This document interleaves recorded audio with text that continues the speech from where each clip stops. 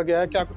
उस सरकार से क्या उम्मीद करें जिन्होंने पुराना संसद बहुत बदल दिया। ये बदलने में और नए नाम रखने में ये एक्सपर्ट और जो गांधी के हत्यारे हैं, गांधी के विचारों के हत्यारे हैं, उनके लिए गांधी सबसे परहेज बहुत मुझे लगता है कि परहेज वो करते हैं।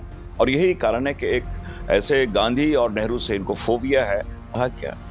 और ये तो ऐसी बात होगी जिन्होंने जो अपनी मर्यादा हमेशा लांघते रहे। माननीय गृह मंत्री जी जो सदन में जिस प्रकार वक्तव्य दिए, असंसदीय भाषा का प्रयोग किया, पहले भारतीय जनता पार्टी उस पर माफी मनरेगा के नाम को बदलने को लेकर राजनीति गर्मा गई है। शीतकालीन सत्र में ये सरकार बिल लेकर आने वाली है। अब नाम बदलकर जो है विकसित भारत जी राम जी कर दिया गया है। ऐसे में कांग्रेस जो है इस नाम को बदलने को लेकर आपत्ति जता रही है। इस वक्त मेरे साथ इस पर ज्यादा बातचीत करने के लिए झारखंड से कांग्रेस सांसद सुखदेव भगत जी हैं। सर, मनरेगा का नाम बदलकर अब विकसित भारत जी राम जी कर दिया गया है, क्या कुछ कहना चाहिए? उस सरकार से क्या उम्मीद करें जिन्होंने पुराना संसद बहुत बदल दिया। ये बदलने में और नए नाम रखने में ये एक्सपर्ट हैं।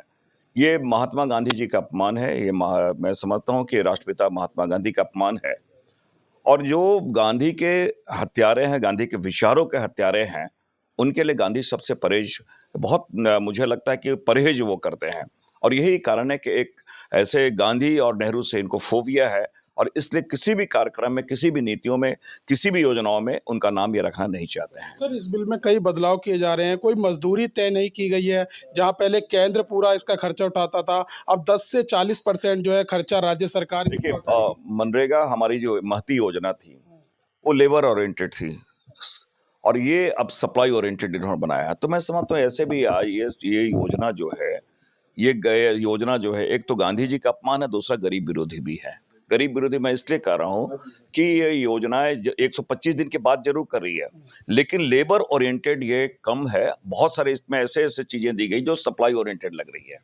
इसमें सर एक बड़ी बात और कहेगी, बुआई और कटाई के समय जो है अस्थायी रूप से जो है इसको राज्य सरकार रोक सकती है ताकि जो खेत में मजदूर काम कर सके।